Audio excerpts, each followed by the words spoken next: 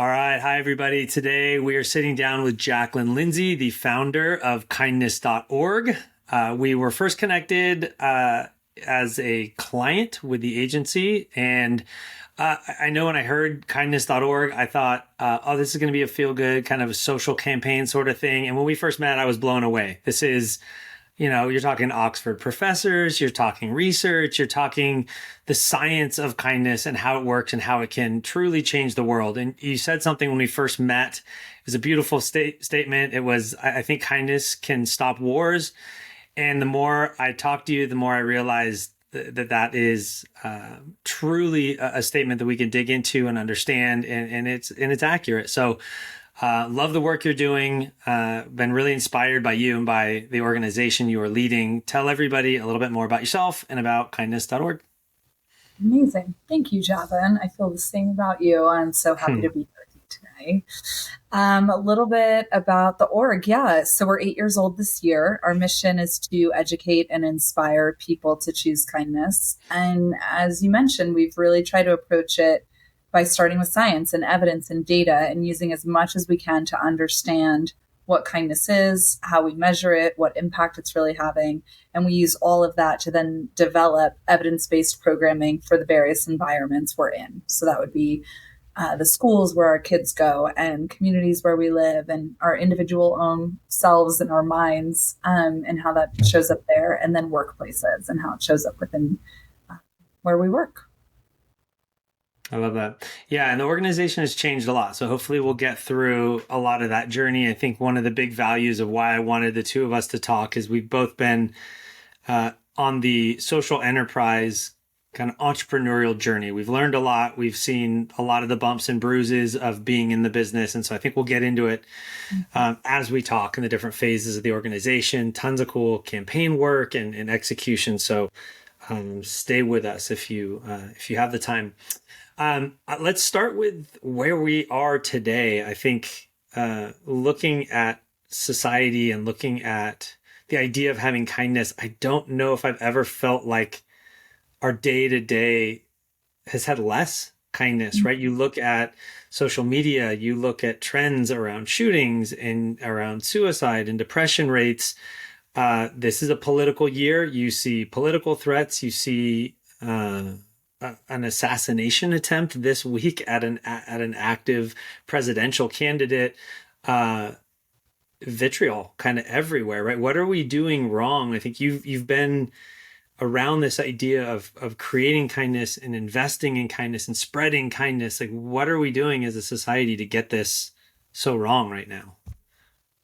Yeah, it's a really big question. It's a very complicated one, certainly. And I want to start and make sure I clarify, while I think kindness is so essential for overcoming so many of the issues we're facing, many of the ones you hit on, it's not in isolation. There are so many other contributing factors to what's happening across our world, our country. But the things I can specifically speak to, and where I do think kindness plays a really critical role, one, I always try to remind people of what perspective we have. So yes, there are those things happening.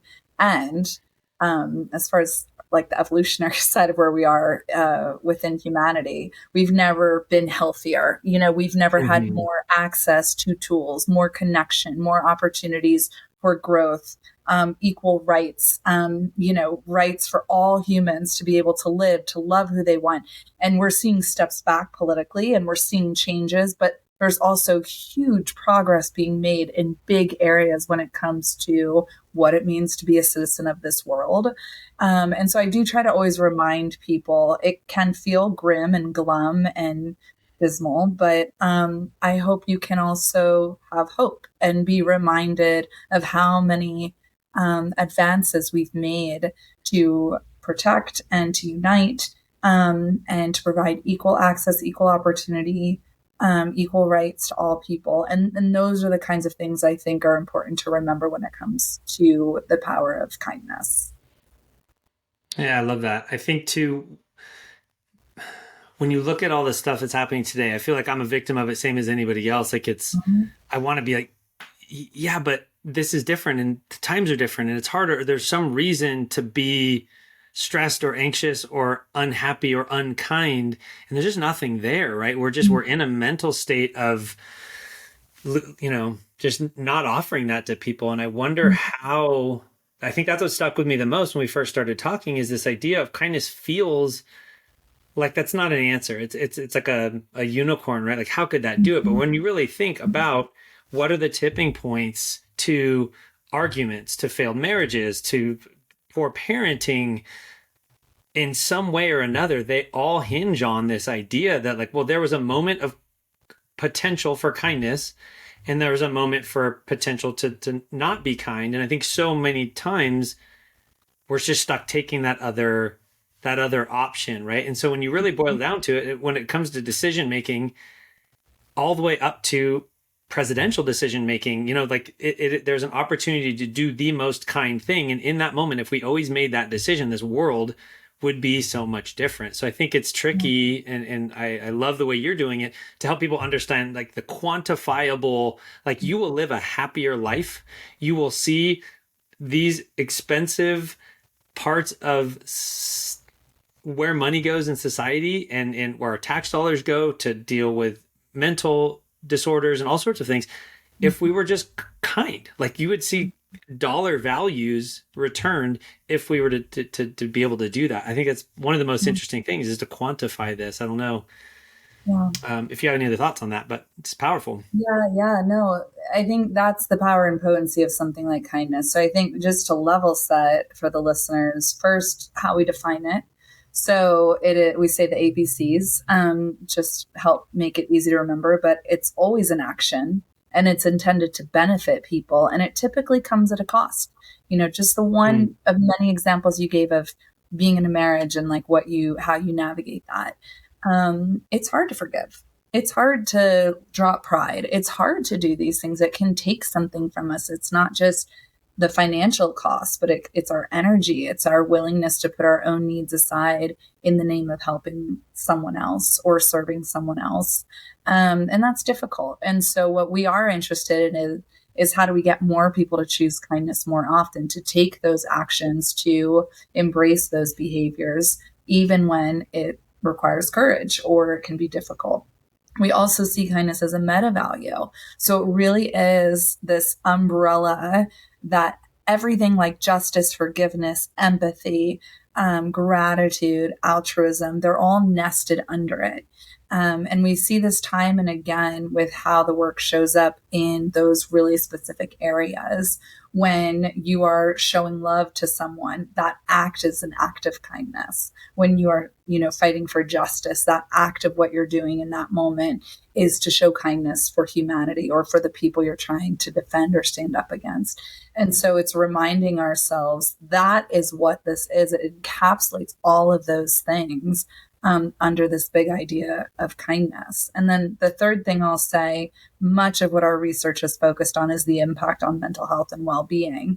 For people to know the most effective way to improve the well-being of the general population is by more kindness taking place. Like that's real research. Those are real findings, that kindness has a significant effect on our blood pressure, anxiety, our stress levels, our well-being overall. Like there's so much out there to validate by just focusing on micro kindness. It's not even grand heroic kindness, but just more kindness each day in your life. You will start to see the ripple effect into your relationships, your own well-being, how you show up and perceive the world. It's truly unbelievable. Yeah. So much of my kind of entrepreneur journey and kind of learnings for this year are around management and relationships. You know me, we work together. I can get in the weeds. I love making stuff, right? That's why I was inspired to create business, create an agency, and create a product, was because I just like crafting things. And so much of my next journey is to be crafting teams and really to get better at that. It's something that we are doing, but for me personally, to be better at managing and delegating and sharing in the creation of things in a way that's probably been more of a weakness of mine than anything. I love to just get in, like, let me just grab that and like work on it. Right. So for me, that's a journey that I'm on to figure out how do I manage and how do I build better relationships. And it's interesting to think that I could read 100 business books, which half of them are on my desk as I look around. I'm like, I'm learning how to manage, but one of the biggest things I need to be able to do is be kind and ensure that people feel supported and loved. And it may feel simple and easy, but at the same time, I think so many of us get into the routines of just doing things and being rushed and hurried and managing and hitting your numbers. And oftentimes the most valuable feedback is around people saying that they felt supported and cared for. And when people have come and gone from our agency, I think that was one of the biggest things I've always been proud of is people loved the community and they always felt like they were cared for and important. And so maybe advice for people in that leadership role even start there, because I feel like so often we feel like it's such a fluffy characteristic to kind of say, oh, well, I'm kind. Well, it's probably one of the biggest ones we need to start with. Yeah, I think kindness at work has gotten such a bad rap. It's this, you're weak, you can't have a good bottom line if you're a kind culture. And there's these really interesting narratives that have been perpetuated over this tension that somehow kindness doesn't breed success. So what I'll do now, forevermore, whoever's listening, let's just nip that narrative in the bud, because here's what we know. We did a really robust research study. We brought 7 companies in, all different sectors, retail, higher ed, tech, digital marketing, like really interesting group of companies. And unanimously across all of these companies, we found that kindness matters more than income. So these people, it's not to say you don't pay well, but it's saying you can pay as well as you can or as much money as you want or throw all the perks and benefits at people. But if it's not a kind culture, those things are irrelevant to them. They want to be a part of a place where they feel cared for. So it is important. We also know it affects productivity, profitability, employee happiness. You think about the cost of retention, attrition. And when you know that a kind culture will keep your employees happy and engaged, why not? It's good for all. It's good for your team. It's good for the bottom line. It's good for your consumers. And we've seen this time and time again. So many case studies, so much research we could point to there. And then as far as practical tips, what we have found that really matters to employees, you hit on this, checking in. Just the simple act of asking someone, you doing okay? How can I support you?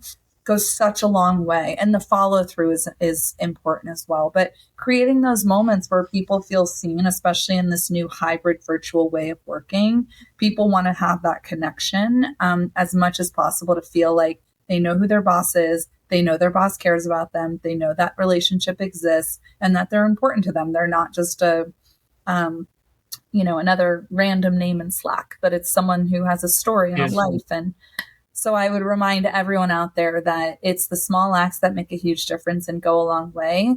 And kindness is not just good for your team, it is good for the bottom line. So everyone wins with it. Yeah, I think for us, it resonates twofold. One, culturally, I think the workplace has become so much more of a family since since this hybrid work environment, right? Like we're not only are we oftentimes separated as we've grown older and moved to cities where our careers have been, but now we're it's all digitized, and there's an expectation that work and the people you're around and you're even on, Zoom with all day are more of a family than we expected them to be before. There was a much better separation before. So now the workplaces are becoming the place where personal needs are met, and kindness is one of those things. You need to feel valued and cared for and cherished. And so that's something that companies are needing to deliver to people in a way that they didn't have to before. And for us, working predominantly in the social impact space and with nonprofits, that's not an easy industry to be in. You have a lot of turnover. You have a lot of really hardworking and oftentimes underpaid individuals based on the business model. And it's easy to get ground down by that system of like, you're willing to stay, it's social impact, you're willing to, work extra time. And a lot of young people in that same boat of believing in what they do.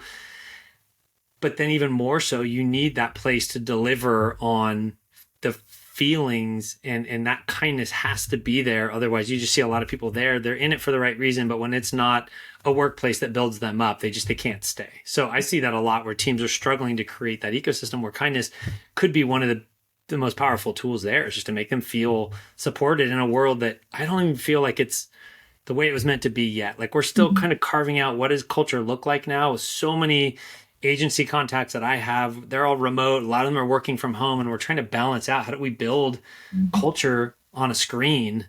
And kindness is a huge piece of that, or at least going through it with people, right?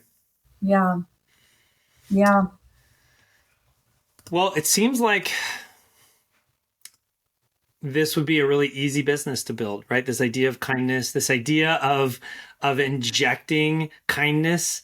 I want to talk about the journey, right? This journey of taking this messaging out into the world. I know the answer is that it hasn't always been easy, right? But let's let people in on that a little bit. What has this journey been like to kind of get people to resonate with this idea of how important kindness is and what it can do? Yeah, so my background has been in the nonprofit space, largely in fundraising and business development. And I had so many humbling opportunities and roles and learned so much about the power of generosity to tackle big problems in our world. And I also always had that entrepreneurial itch. And I had seen the nonprofit space be so fractured for so long. I certainly never wanted to start my own charity. So let me just be clear here. Mm. Yeah. I never thought in the cards that was going to be the hand I got. But I felt time and again that kindness was the most important thing I could give my energy to. And it was a quite confusing thing to get there because what is kindness? And I was very used to tactically, this is what you raise money for, this is the mission, this is how you look at impact, this is the outputs and success. And kindness felt so big and nebulous and wide and hard to wrap my mind around, but I couldn't shake the internal conviction I had that it was arguably the most important thing I could work on. So when making a decision to step away from a job I love to start spending time thinking about this, I looked at it like standard business, like building a business. I did a competitive landscape analysis and evaluated every single group, entity, for profit, nonprofit that I could find talking about kindness, compassion, empathy. I went to academic institutions that had researchers studying kindness, pro-social behaviors to try to understand their take on it. And at the end of it, what I found is there was a huge gap in people conducting research and applying the findings. And so there was a lot of organizations out there, and love anyone talking about kindness, but they were, I think, unintentionally perpetuating the soft side of it. They kind of lacked the rigor and substance. So I thought, okay, I come from fundraising. We'll build a charity. Even though I didn't think that was what I wanted, I know how hard that can be. But I thought, well, this is provocative and it's evidence based, and we will be the first. We will pioneer what science based solutions for a kinder world really means and looks like. Hands down, Jav, I have found time and again the same theme for 8 years now is kindness is the most important thing we have in the world, Jaclyn. I want my kids to be kind more than anything else. Matters more than grades. Kindness is the Yeah. most important thing.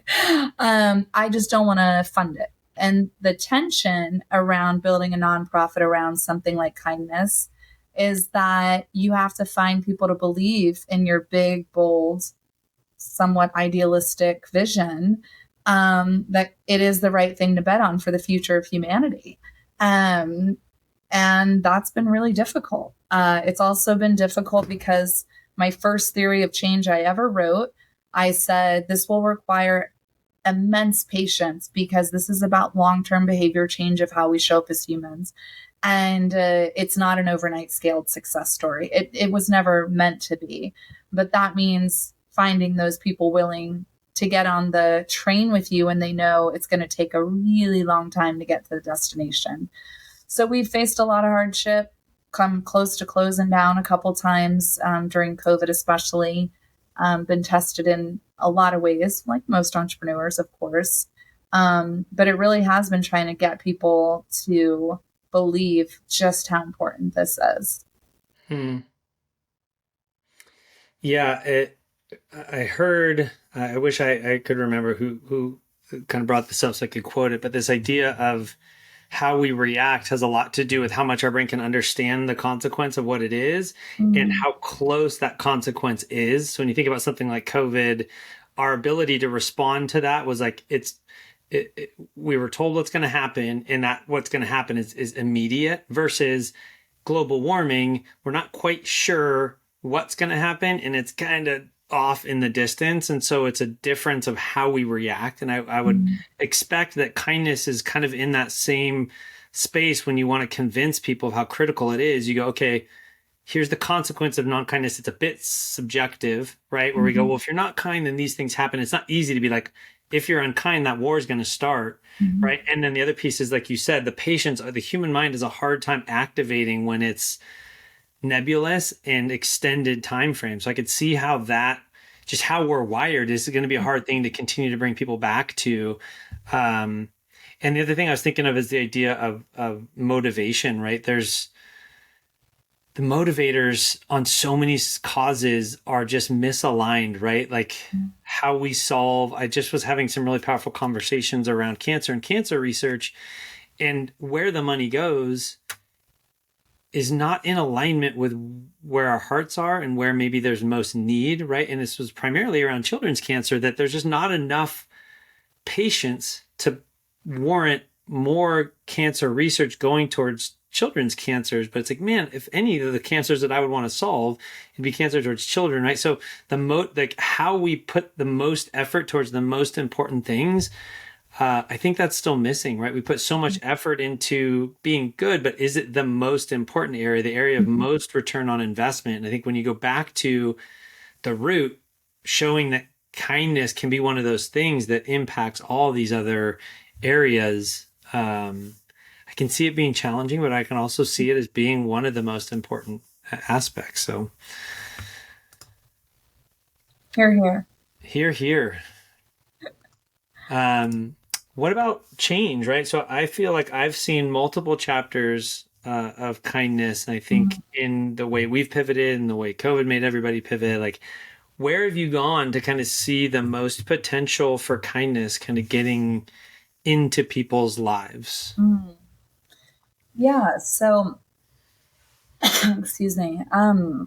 The first 3 years were very intentionally focused on the foundation of what we understand about it. The more that we could build the arsenal of evidence, the more I felt we would position ourselves as this very authoritative, credible place, building up the body of evidence, and then learning what the right levers were for impact, for long term global impact.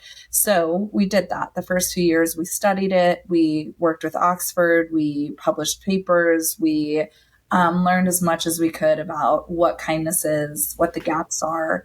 And then in parallel, in year 3, we started working on our first applied program, and that was geared towards kids. So my own journey to get me to kindness was through my own experiences growing up and realizing what a lack of kindness did to affect me and my mental health.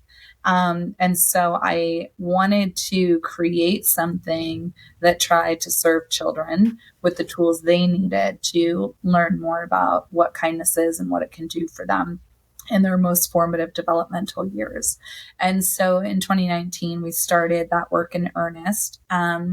And developed Learn Kind, which is a social emotional learning curriculum.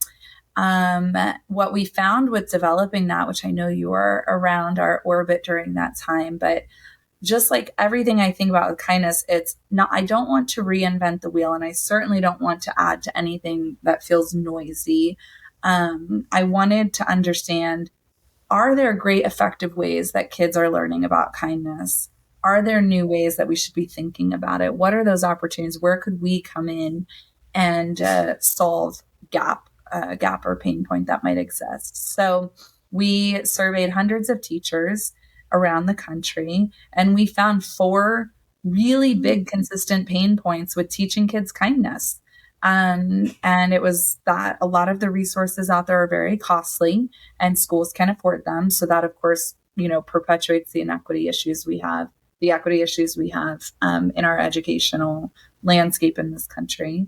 A lot of them told us the characters and the teaching was typically like a white Jack and Jill, and it didn't really reflect the diverse makeup of their classroom. Mm. They lacked flexibility and they didn't take home life into account. And so we had these very interesting themes that were coming up. So we flipped the script and we created, as far as we know, still to this day, it's the only social emotional program that matches to the national scientific standards for education. And that means that our kids are not prescribed kindness, but they are student scientists starting at kindergarten, and they discover kindness and they experience it. It's immersive, and they're not told what kindness is as far as their own interpretation, because why would we do that? That's what we do to kids all the time. This is what you should do. This is how you should feel. This is how you need to understand something. We box them in, but that's not how children learn at those ages. So we're tapping into their natural intrinsic curiosity and giving them the tools they need to learn about mental health, emotional regulation, empathy, perspective taking. And then everything is about how it's applied, what their actions are, choices, agency that they have as little people to choose kindness or not choose kindness. So that's now been in existence for 4 years. We've reached 350,000 kids through that curriculum. We're active in all 50 states. Man, talk about a labor of love, getting that out. And we did a randomized control trial to look at the efficacy. And we now know when kids go through the curriculum, they're kinder, they're happier, they're healthier. If they have behavioral challenges, the teachers are seeing a big deduction in those, or reduction in those behavioral issues. So we're incredibly proud of that. So that's been the past few years. And then I can speak to what we have next on the horizon, but that's what we've been tackling. Yeah, really huge, which I can resonate with, having two boys that are 9 and 11. And you said it earlier, right? Like, I tell them all the time, like, grades come second. If you come home and I'm finding out that you are not kind to other Mm-hmm. people, like, we're gonna have problems. Like, that's Yeah, when my flag comes up. I'm like, we're not gonna do that. Period. Like, we need to yeah, wrestle through what we're interested in, or make, like, all the other, are you gonna be good at math? And none of that matters if you're not building a good little human beings, right? So I think that is critical in our household too, right? And then the idea of doing that curriculum, we've worked with a handful of organizations that are in that social emotional learning space. And again, it's a hard world to navigate, right? How do you add content to a teacher's expectations? They have all the standards they have to cover and all these things, but stuff like this can be brought in the books that they're reading, and in the math problems and in the word problems that they're solving, right? How do we instill these little nuggets of truth that are important to them? And again, to speak to those challenges, I think that that's something we've seen a lot too, is that it cannot be tone deaf to where people are coming from. The stories need to be accurate to the lives that they're living. And so that's not an easy feat to get into classrooms, especially across the country. And to do that, I think you're obviously doing something really, really well.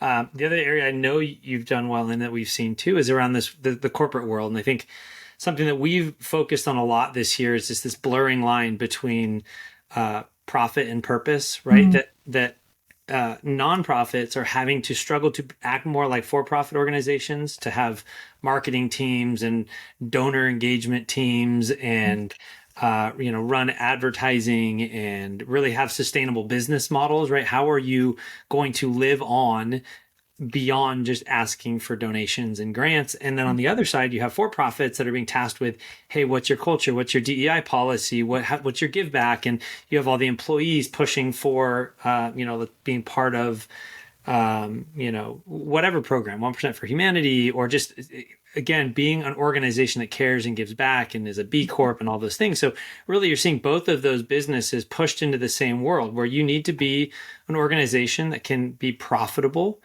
consistently and also have purpose behind it. And as challenging as that is, I think that's great, right? I don't think anybody should skirt either side of those things, right? I don't want an ineffective nonprofit, and I also don't want a for-profit that's just out there to make money as the sole purpose of their existence, right? So I do think this is a really good thing that every product you buy, there's an option here to make a really ethically defensible decision. I think that's a great direction for the world. And why would we cut corners to make any other economy, right? And not everybody's there, but I think all the trends and all the young, I keep giving credit to the younger generations, but they are in a lot of ways pioneering, like doing better at each and every step.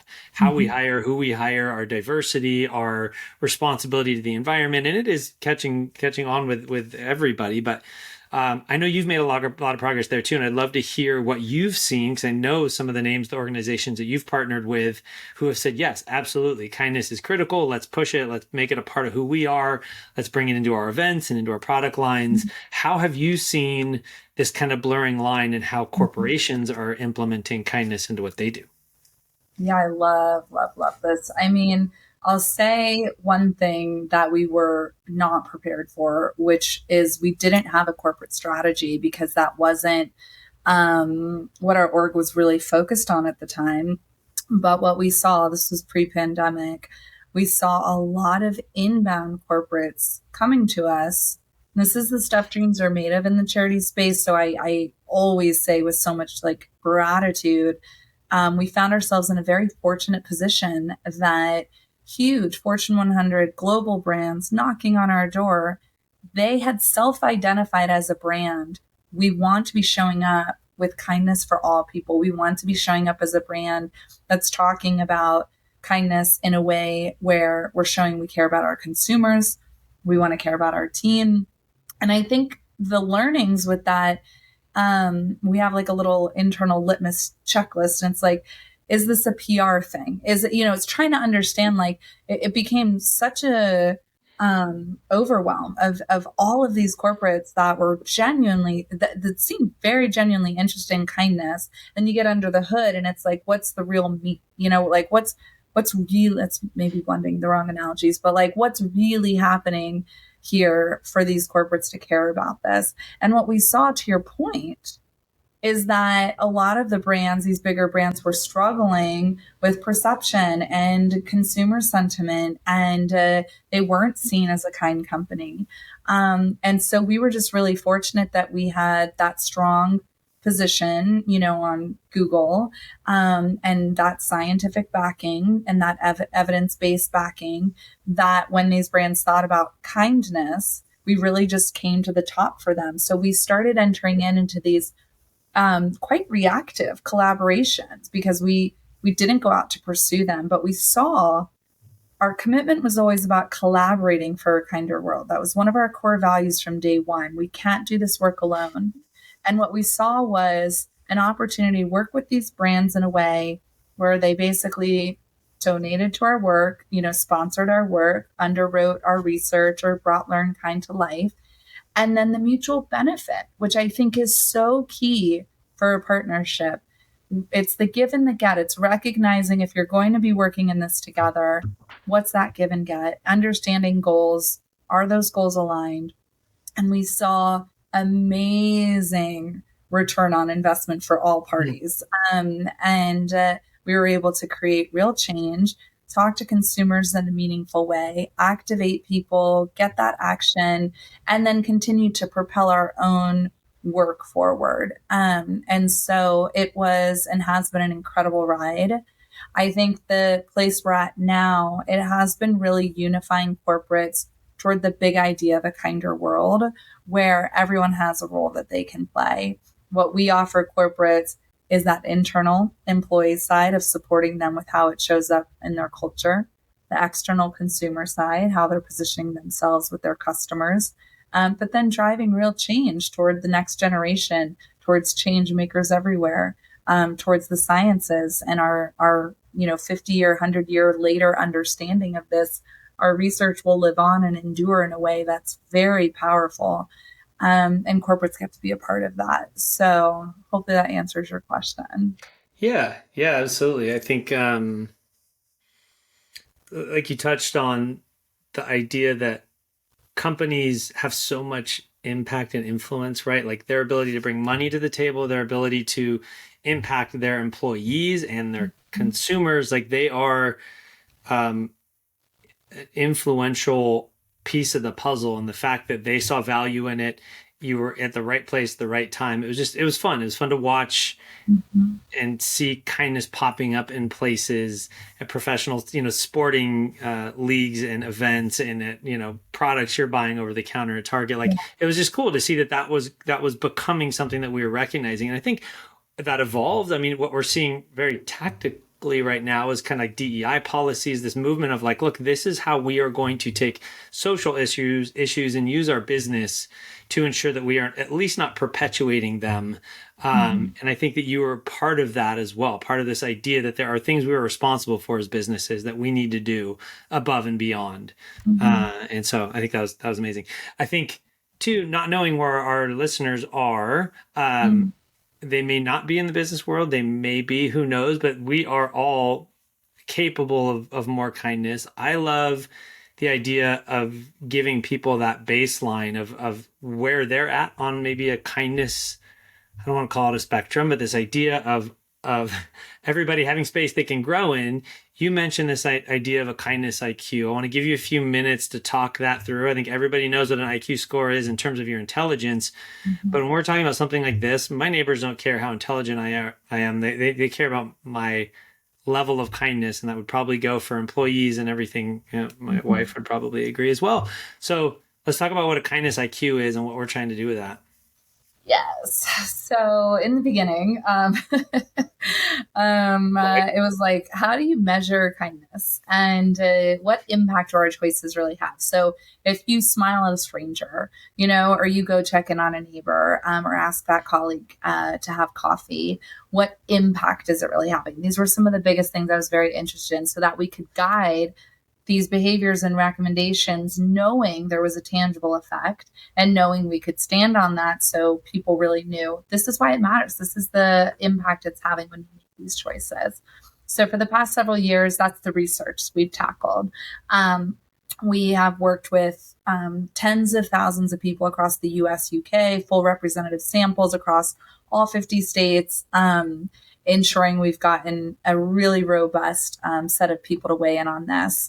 And what we have created is what we're calling the KQ, which the output of the research is a personality test, but it's rooted in the best of cognitive psychology. I liken it to like a BuzzFeed quiz. It's like a would you do this? Would you do that? And then at the end, you're going to be given a score. And this is really to hook people in to start to think about how kind they are. This is a test about yourself and how kind you are towards others. And we put you in real life situations. We ask you to imagine these situations. And then that is based on this second piece of research we did, which was measuring the effectiveness of our kind acts. So we've combined all of these to create this KQ experience. And then out of it, the real thing is driving that engagement, motivation, movement toward a kinder world together. So people will get their KQ, they'll get their score, they'll take the KQ, get their score, and then be guided to take effective action based on what they've discovered about themselves. Hmm. And this is hot off the press. We'll be launching it publicly in a really, really big, exciting way for World Kindness Week in November of this year. So watch this space, follow us, engage, and be one of the first to take it. We ran a beta with one of our partners, and the open rate was 54% on the email, and the conversion and follow through was about 11% of people who went all the way through taking it, creating an account, and then taking action to do something about building a kinder world. So the engagement was truly through the roof. Our partner had never seen that kind of engagement with their consumers. So we know we're on to something very sticky. Everyone wants to learn about themselves. And this is a very scientific but fun way to learn how you think about kindness, and then what you're going to do about it. I love that.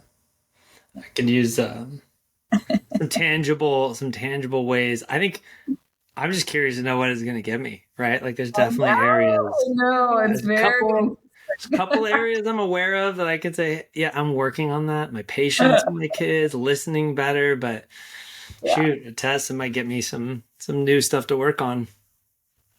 Well, let's end this way, Jaclyn. I love you've been on this journey of starting an organization and really working through a lot of the challenges that organizations face in crafting a brand, crafting a story, fundraising, creating, an audience and value proposition, all of the bits and pieces of growing a business and getting to where you are today.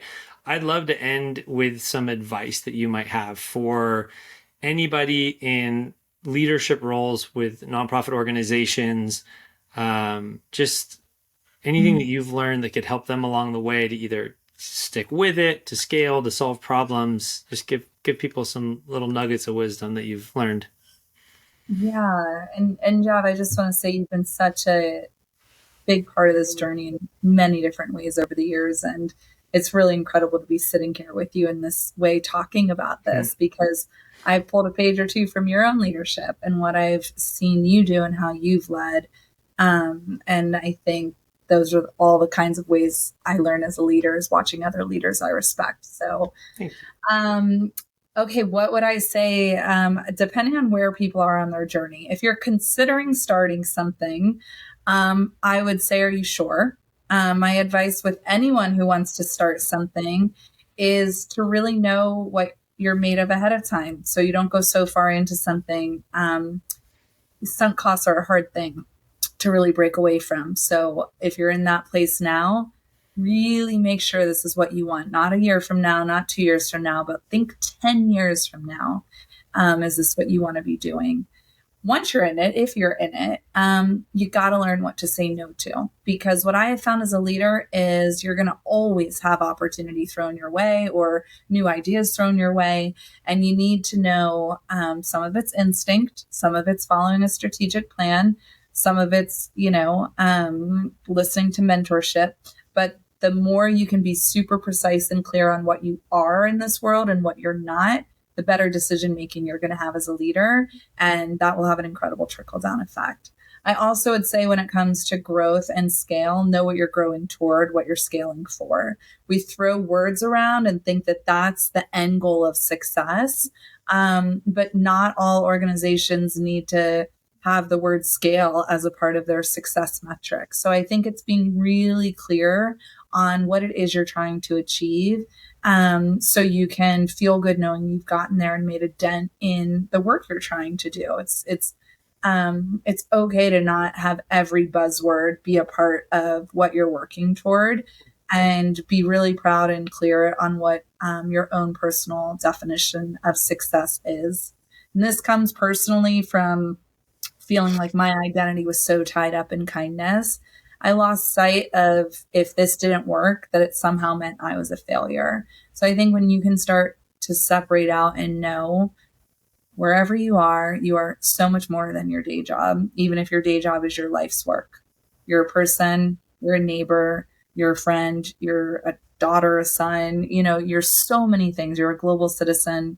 And what we do to make an impact in the world is one facet of that. And so I would just encourage people to just stay true to you and listen to yourself. Be willing to trust yourself even when it's hard. Really good advice. I said when I think back on starting businesses, I had the same answer. I remember my creative director saying like, are you ever going to start your own agency? And I remember the same answer. I was like, never. This looks like what you do sounds like the worst thing ever. Like you don't get to design stuff anymore. Like you just have to meet with people all day.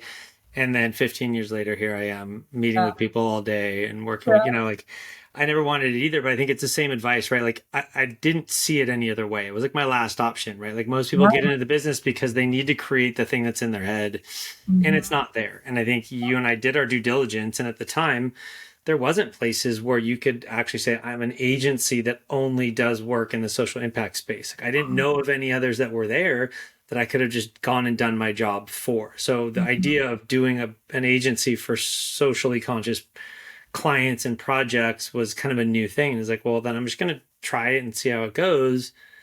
And here we are this much later with, um, products and services and all sorts of things that are kind of right in that vein. And I Yeah. agree to the other side of your third point too around vision, right? It was always like, where are you going to take it? Where are you going to go? What's your policy? And again, my desire is just to always be making this stuff, to be like the Mhm. agency and the products that organizations are using.